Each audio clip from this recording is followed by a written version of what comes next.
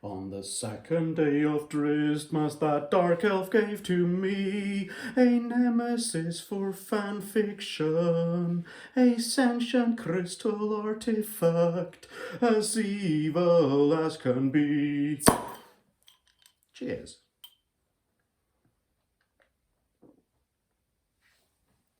Welcome back, everybody, to the second day of Drizztmas, the series where we talk about the Dark Elf novels by R.A. Salvatore in publication order. And today we'll find out why we're doing this in publication order and not any other way.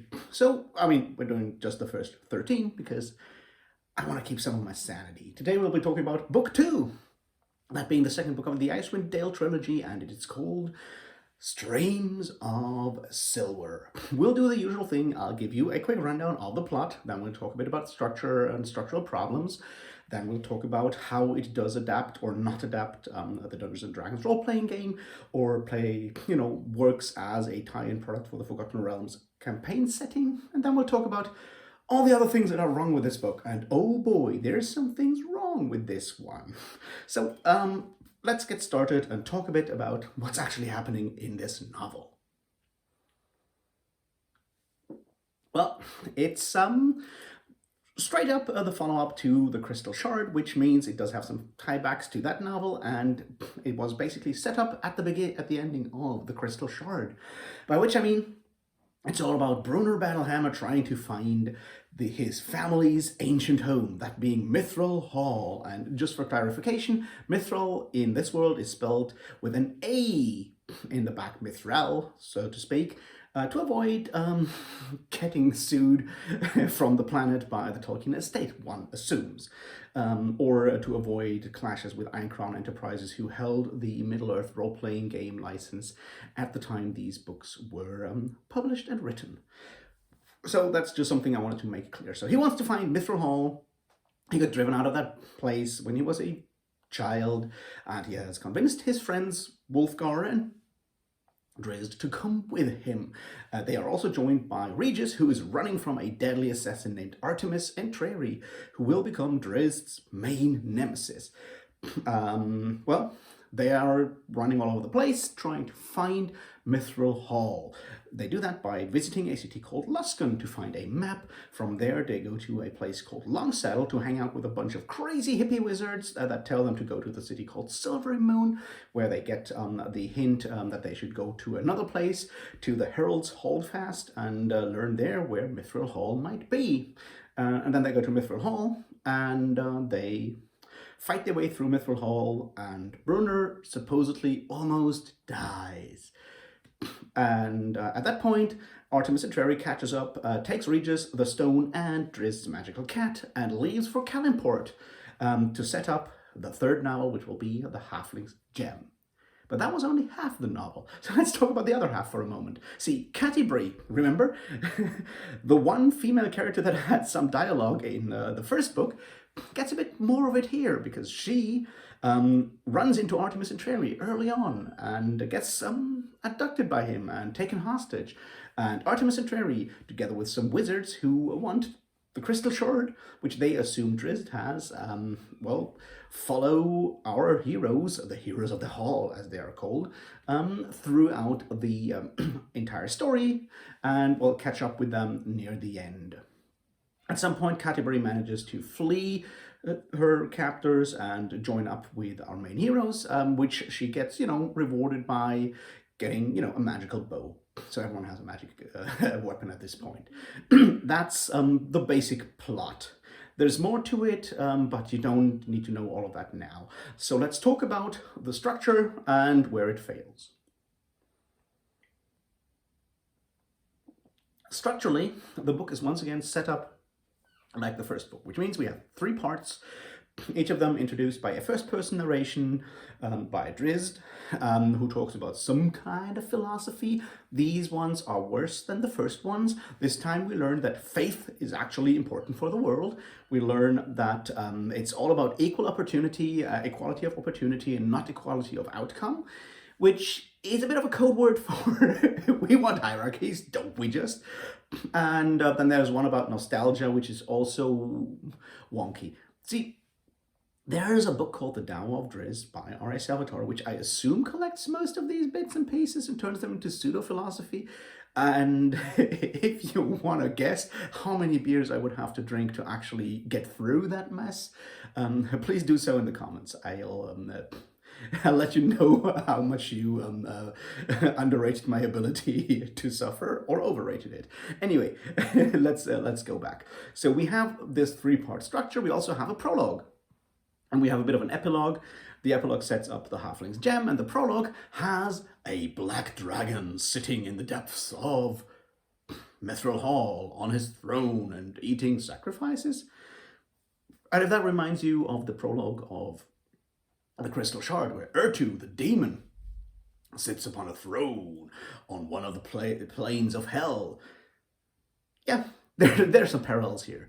This parallel also kind of extends to the fact that said monster that we meet in the prologue is incredibly unimportant for the rest of the story and only shows up in one other scene. That scene being, of course, the final battle with Brunner and all our heroes in this case. So yeah, that's the structure. Now, here's where we talk about the problems with the structure, which is our heroes are incredibly passive and they can't do shit.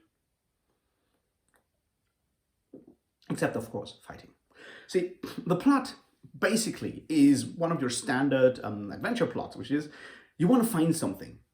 The big example, of course, being in this case The Hobbit, where a hobbit and a dwarf and a wizard walk all across Middle-earth to a place called the Lonely Mountain to take back the ancestral home of said dwarf king, whose father and grandfather died there. There's a lot of parallels, and we'll come back to them later. The point is, yeah, finding some lost thing is one of these standard adventure plots. Makes for a great story, makes for a great novel, makes for a great Dungeons & Dragons campaign. So good so far. The execution is the problem because our main heroes here are incredibly passive. What they do is they go to Luskan, they acquire a map. That map tells them, well, nothing specific except it's a map for the Northlands. Why don't our heroes know the Northlands? We don't know. It's just one of these things. Regis then looks at the map and goes, well, let's go to Longsaddle because there's wizards there. And he's been there before. Why doesn't he remember before? We don't know. So he has the map and they have the map. They walk to Longsaddle. They fight some people on the way because, of course, they have to do fighting. They meet, they go to Longsaddle. The wizards tell them, well, you should go to Silverymoon and ask about the whole Mithril Hall thing there. So they walk to Silverymoon. They're not allowed inside for reasons we'll come back later. Illustrial Queen of Silverymoon tells them, Lady of Silverymoon tells them, well, you might want to go and talk to the Herald. He might know. So they walk to the Herald. There, they drink Brunner drinks a magic potion that makes him magically remember all the stuff he's conveniently forgotten until now.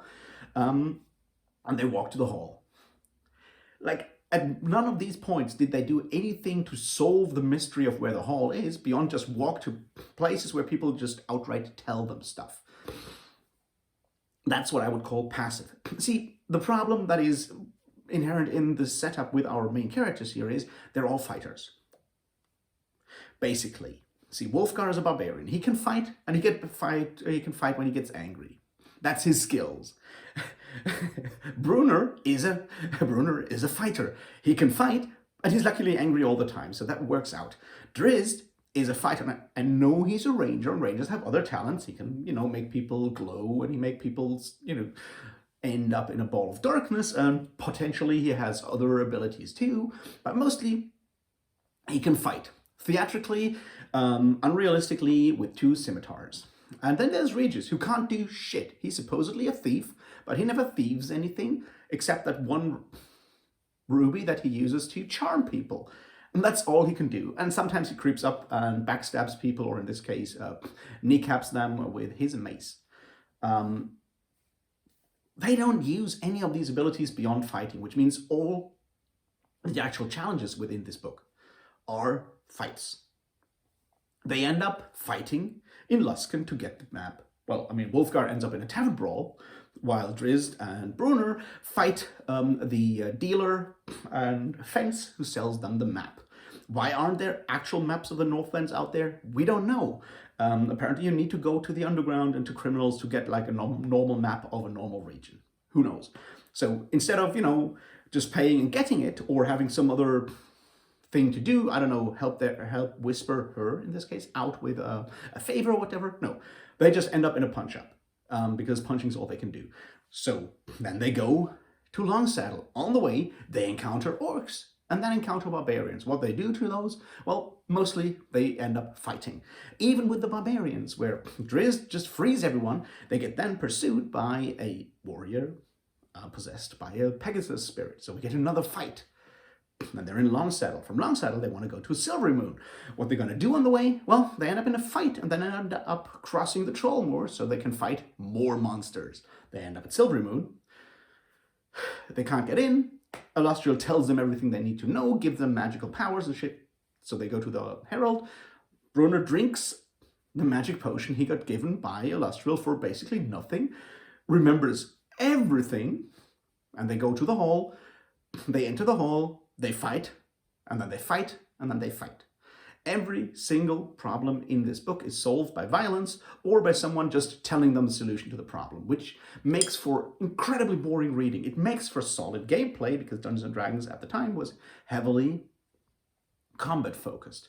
It's all you can do. You fight, you kill monsters, you get experience points, you level up. You get treasure. You can exchange treasure for experience points in very early editions. You level up. It makes sense under that lens, but it does not make for good storytelling. Which brings us to the B plot.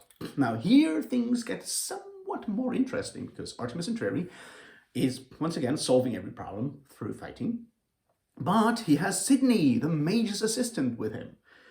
And she potentially can actually do magic. She does magic once and fails. Or at least we get like a bit of a slapstick comedy moment when she uses a spell to unlock gates. And because the gate is super magical, she just unlocks, or in this case, opens Artemis Entreri's belt, so his belt and sword and dagger fall to the floor. Everyone laughs, and then they use a golem to punch down the door because problems are solved by violence, right? So that's the first important thing in the structure. It's incredibly passive. None of the characters actually has to do anything reasonable, but go to people who tell them stuff. And the people just tell them stuff because it's a noble quest, and that's reason enough, isn't it? I mean, technically, you could argue that the Harples, or the wizards, we'll talk about them in a moment, want Drizzt to tell them all about the Drow before they help them, but they would have helped them anyway. You kind of know that already, so that's settled. The structure in that regard is bad. Now, there's one situation that's supposedly different, which is about Catti-brie trying to use psychology to incite paranoia and struggles within the group of her captors. There's Sydney the mage, who was Drizzt, and she has one soldier, Jierden, who is supposedly honorable, although he works with, criminals and whatnot, and the golem as bodyguard. And then there's Artemis Entreri. And supposedly Catti-brie stokes the rivalry between the soldier and the assassin to the point where those two fight, so she can, you will never guess this, knock out the mage and flee.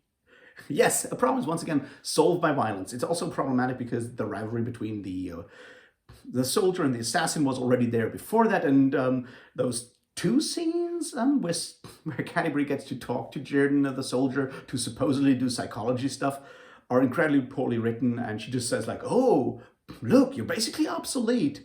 They might have amounted to something if they had, if Salvatore had given the whole thing more time to develop and actually grow, but because everything is so rushed and we need to get to the next fight, that never happens.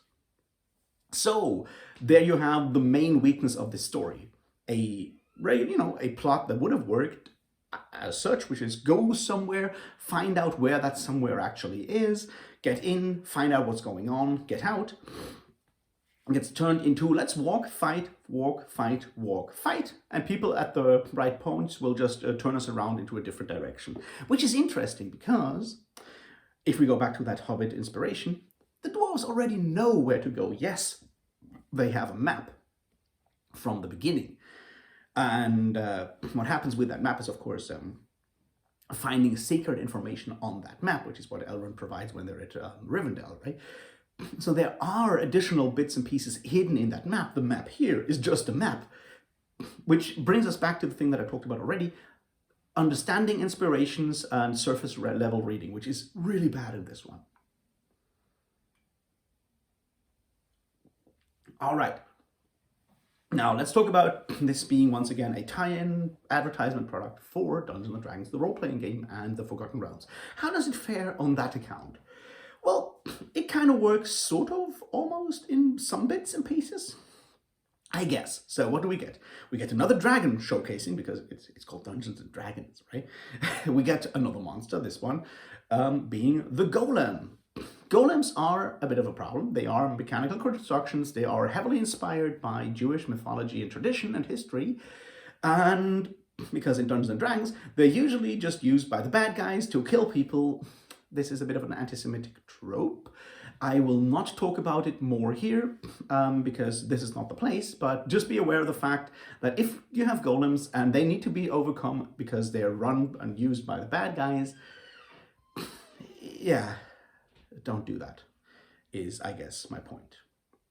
All right, that brings us to the next one, which is the Spirit Horse, the Pegasus, which, allows us to showcase that there's different planes, because Drizzt has to travel to the astral plane to fight the monster there. It's a neat setup. It allows us to, the author to showcase more of the Dungeons & Dragons world, so that's cool.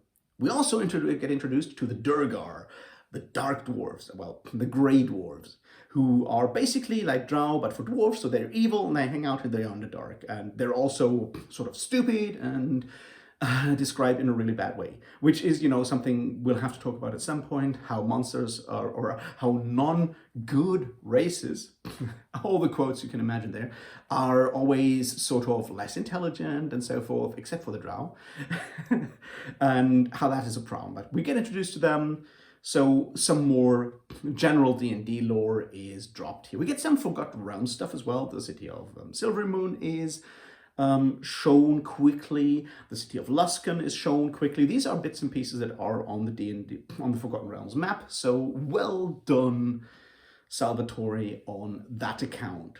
Having, them put in part of the story makes it more enticing, I guess, for groups of players to play in those places as well and walk past them. You showcased Lady Illustrial, and she mentions or name drops her two sisters. These are important NPCs for the Forgotten Realms world, so you can, you name drop some stuff. Nicely done. Now let's talk about inspirations, how they fail, and then let's talk about the ending of this all. All right. See, there's a lot of inspirations here, once again, that are very surface level. Part 1, The Hobbit. We already talked about it. It's about going to a place and finding that place occupied by a dragon and taking it back, or maybe not. This sort of works, although Mithril Hall, the Mithril may have been a giveaway there, is also very much the Mines of Moria, Khazad's Doom. Because they have a magical door you can't actually get into. They do have a deep gorge with a bridge you have to cross. And yes, that bridge gets destroyed. Isn't it funny? So you have the Tolkien inspiration even more so here. We'll come back to that in a moment. We also have some more Poul Anderson inspiration here. See, when our heroes cross the troll moors, they fight trolls. Trolls are hard to kill, but they're very, very vulnerable to fire. Also, they smell bad. Now, where might you have found that? Well, you find it at the end of 3 Hearts and 3 Lions, where our hero Roland and Hughie the Dwarf and the Swan Maiden, whose name I have, is it Elsa? Elsa, the Swan Maiden, have to go through a troll lair, and they discover that trolls can be fought back with fire, which made it then into the Dungeons & Dragons role-playing game in general and shows up here again. It's just interesting to see these inspirations come through, and if you want to know more, go read 3 Hearts and 3 Lions. Also read The Broken Sword. Why don't you check out the list of books written in Appendix N, I think, of the Dungeons Masters game, Dungeons Masters Guide. They're all really good and worth reading. So there you have it. There's some sort of not getting the inspiration a lot here. See, when our heroes try to get through the magical door of Mithril Hall, and you have the usual, there was a magic word, but I don't remember it, or in this case, it don't work anymore. So how do they open the door? Well, by brandishing a magical warhammer and knocking against the wall, which apparently works as a key. And later on, that gate just gets battered down by a golem.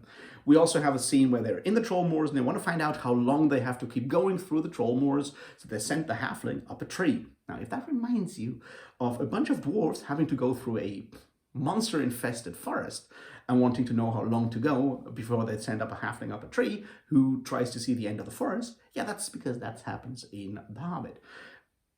Now, I'll leave it up to you to find explanations why it totally makes sense to have a moor, which is usually just scrubland and flat as hell, why it makes sense to have the halfling climb up a tree to see if there's an actual forest at the edge of the whole moor. I'm sure you can do so, I just find it somewhat weird. So we have all of these elements. What else do we have? We need to talk about magic here, again. See, we didn't have a lot of magic in the first novel. The wizard was evil, also a bit of a buffoon, taken over by an evil artifact. Now this time around, we get more wizards. We get Dendybar the Mottled, who was in fact the guy, one of the guys conspiring against Mordecai the Red, who gets killed at the beginning of the Crystal Shard. We even get Mordecai the Red, because he gets summoned as a dead spirit by Dendybar. So we see wizards doing wizard stuff. And to be fair, the summoning scene, the first one, is described fairly well. You can take that as a set piece and put it into your Dungeons & Dragons game, and it will work. Pretty neat. We also get the Herples, who are a lot of wizards, and they're hilariously bad at being wizards. They're all clumsy. They do ridiculous things, but like turn animals into smaller animals. They have one wizard who turned into a dog because of a magical mishap, and they have another one who turned into a stone statue because of a magical mishap. They're all harmless and ridiculous. And that leads us to a general magic issue with the Forgotten Realms here. See, most of the sources for the Dungeons & Dragons role-playing game and later worlds are not big on magic. Conan the Barbarian kills wizards because all of them are evil. Fafnir and the Grey Mouser have two wizardly mentors who are somewhat ridiculous, but also incredibly powerful. But once again, most wizards are kind of weird.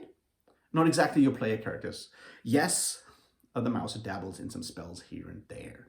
You look at, well, Tolkien, yeah, there's a bunch of wizards, but they're very specific characters. They are not your average kind of wizard. There's no real wizards in Paul Anderson either. There's some witches. And what that leads us to is that most of the source material does not have good, powerful wizards, or not at least on a basis that allows for players to play them. And in this book, this is reflected. The wizards we encounter are either scheming evil bastards, like the guys in Luskan, or they're harmless buffoons, the kind we all make fun of when we want to make fun of academics and nerds, because they're all clumsy. They're well-meaning, but clumsy. And that's unfortunate because it leads to a general form of anti-intellectualism in these books. Yes, there are a few, wise ones that are respected, but everyone else who's not pursuing a career of murdering with physical violence is apparently either evil or ridiculous. I don't know what that says about, well, I have suspicions what that says about the world this is written in. I just wanted to point this out. Which leads us to an ongoing theme that we'll come back to again and again in these books in the following days.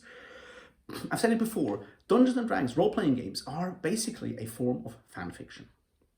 Because we play in worlds that we imagine that are very, very close, or sometimes even the exact worlds of fiction we love. That's why we have Middle-earth role-playing games, several. That's why we have Star Wars role-playing games. That's why we have, well, a lot of these.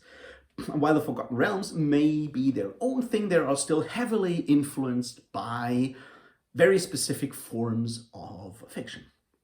So when we sit down at a gaming table, we basically engage in a form of fan fiction, which means that if you write a novel about what happens in that fictional world, you're basically engaging in something very, very close to fan fiction. Now, the interesting thing with fan fiction is that it says a lot about the group of people that are engaging in that specific form of fan fiction, which is why a lot of fan fiction written on, say, AO3 and so forth has always been written by marginalized groups that try to find something or create something they can't find in their favorite media.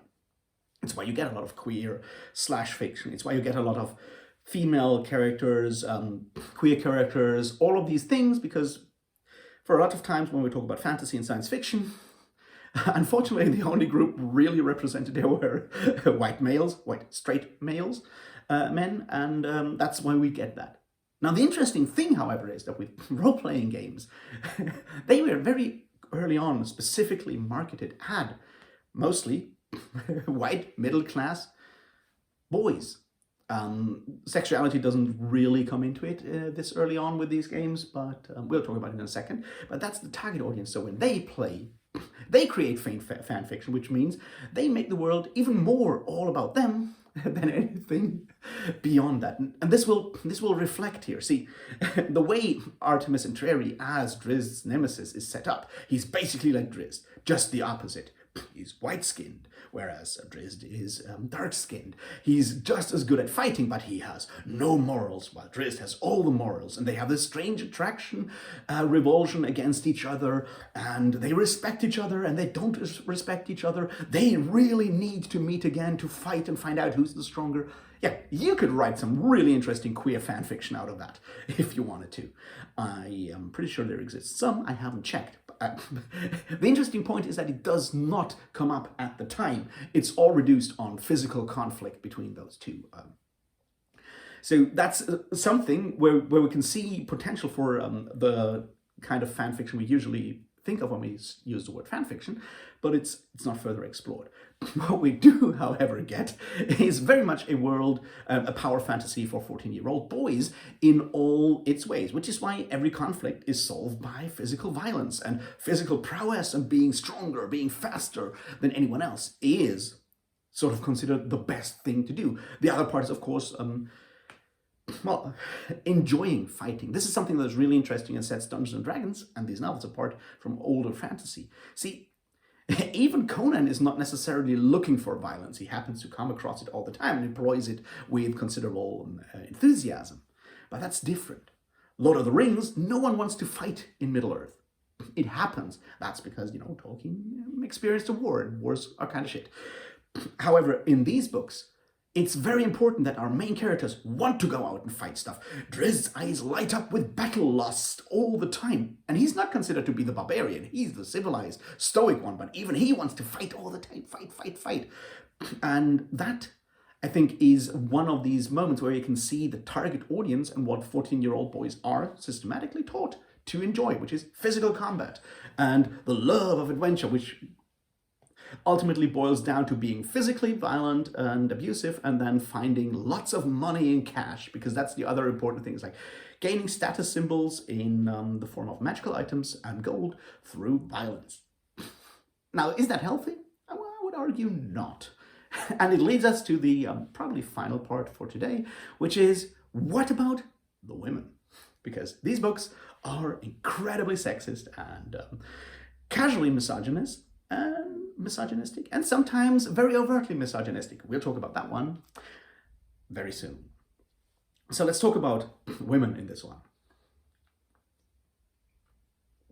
See, in the first book, Canterbury gets a bunch of lines and that's it. We learn that she's hot, which is important, because throughout these books we learn that everyone who's beautiful as a woman is also good, when everyone who is not beautiful as a woman, or described as not beautiful as a woman, is also evil and corrupt. There's a sense of corruption that is tied to the encounters with women in these books that is impressive. See, there are several women that show up in these books, in this book. This being, well, illustrial as the other beautiful woman, who's really good, well, and Canterbury.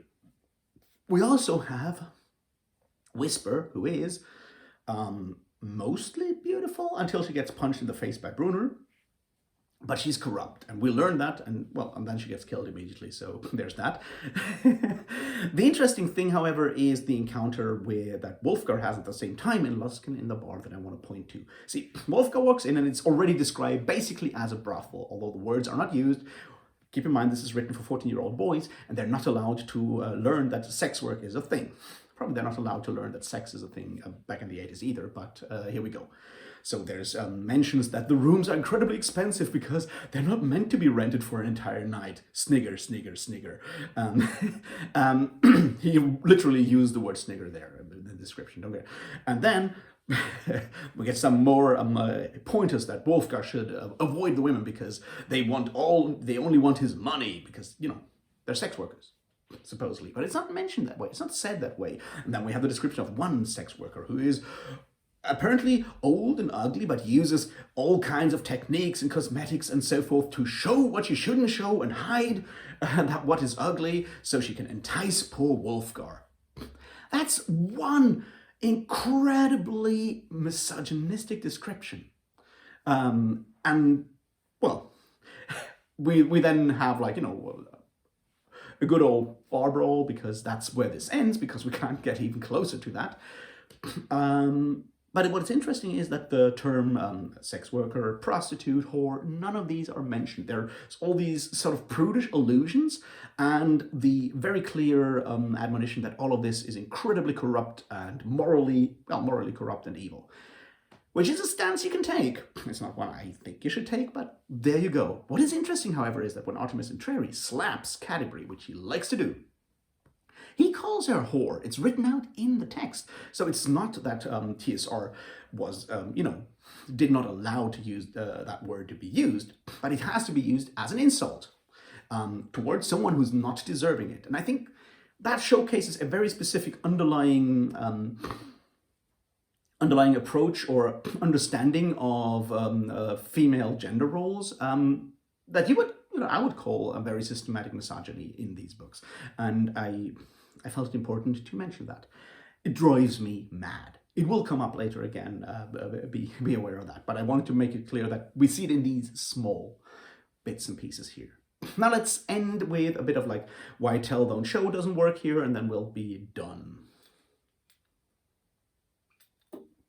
All right, tell, don't show is the approach of R.A. Salvatore. We talked about it. He called it yell, don't show because he's so incredibly over explicit. And what we see this time round is that he sometimes tells us things that he is not showing, that is even contradicting the things that he's showing in the story. See, all the descriptions of Brunner on his way are that he's incredibly enthusiastic and leading the party and can't get, up early enough to keep going and so forth and so forth and so forth. And yet, several times we get mentioned in descriptive text that this one revelation finally raised their spirits again because they were so close to giving up. But we never see that. We only get told that they were downcast, even though the last scene before that was Bruno urging everyone on to run faster, basically.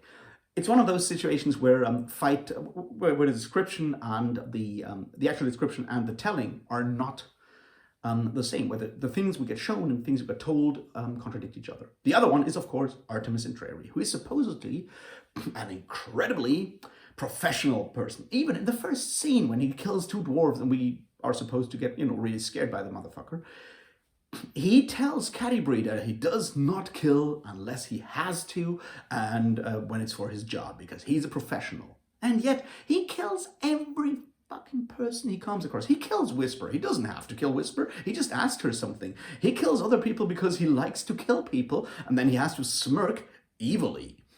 Yes, it's mentioned several times that he has an evil smile or laughs evilly, and he behaves like a cartoonish villain. But we get told he's this ice-cold professional. Those two things don't match up. And it's important to keep that in mind, because that's where these inconsistencies creep in that make this book so hard to read and make it feel badly written. It's not that the actual prose is bad, although it is, and there's some really odd word choices that don't match up, and there's the terrible accents that are really, really annoying and don't get any better. All of that is in there. But this weird sense of disconnect comes from the fact that what we get told happens does not match up with what we get shown happens. And then there's, of course, actual inconsistencies. I'll just mention a few here to show that there's some really bad editing here that could have been caught by the TSR editing staff at the time. See, Regis talks, we have like a description of Regis walking around in his bare feet in the mud, and we see a description of his hairy toes in the mud, which makes sense. He's a halfling, right? The one thing we all know about halflings is they walk barefoot. And yet, in the next scene, he talks about the fact that he's not sure if his boots will fit on, which he has just taken off. It's like, when did he get boots in the middle of the fucking troll moors? He was barefoot like an hour ago. Yeah, completely unnecessary. Just like some of these things where you can see that descriptions were changed and someone didn't think about doing so. Later on, Cadbury knocks Sydney the wizard out. Runs away, and then knocked out Sydney screams for the golem before she remains knocked out. It's not a big deal. Seriously, it's not a big deal for the story or anything. It just shows that there are things that any, editor that was looking for consistency could have picked up on. There's more of these. There's one larger one that I wanted to mention. And I guess I should have talked about killing monsters quickly as well. See, when they walk through the troll moors, at some point Regis, by accident, figures out that you need to burn trolls with fire because otherwise they will regenerate body parts and come back at you. You need to burn them. They're highly vulnerable to fire. We talked about how this is something taken from 3 Hearts and 3 Lions by Paul Anderson. Here's the interesting thing though. Drizzt should have known this. Drizzt is a ranger. He's skilled in hunting monsters. He's even encountered trolls before. How do I know that? Because I've read the books that come earlier in the chronological order, including, well, the Dark Elf trilogy, Homeland. Drizzt will fight trolls in Homeland. But the point is, R.A. Salvatore just found out when he was writing this book, so he puts it in as this great revelation. Making the next book when Drizzt finds out and gets taught. Really interesting. Maybe Drizzt has weird amnesia. Possibly?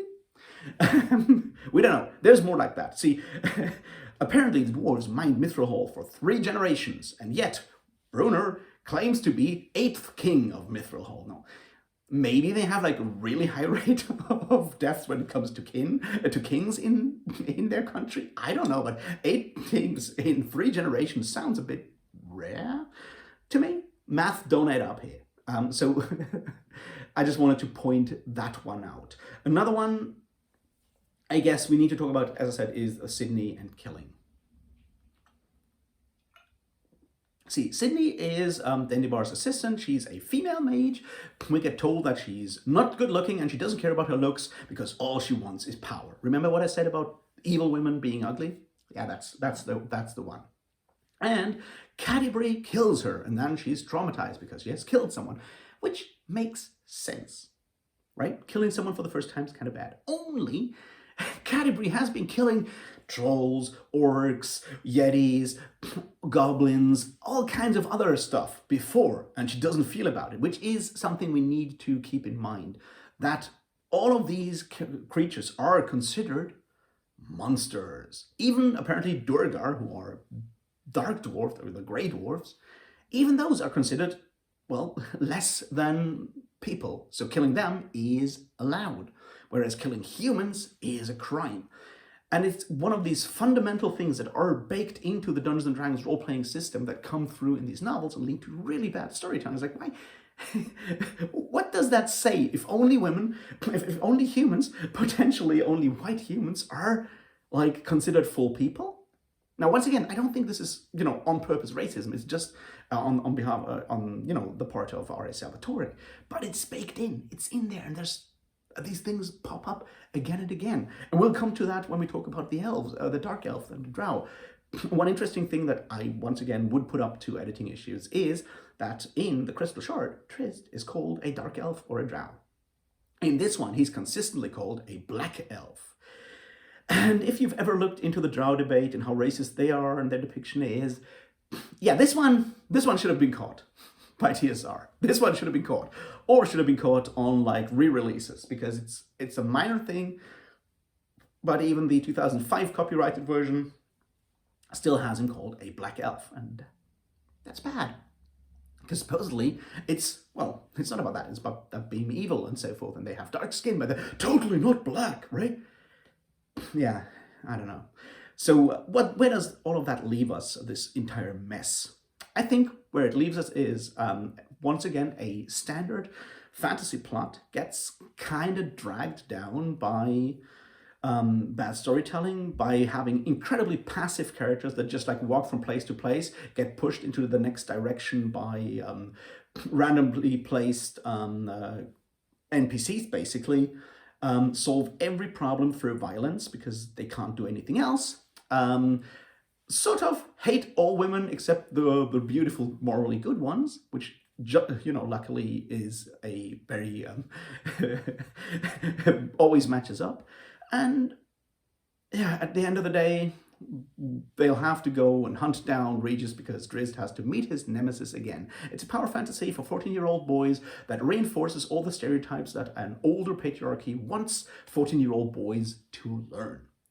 And that's bad. It makes for bad storytelling, it makes for bad gaming, and it makes for really bad people in the end too, which is a bit of a shame.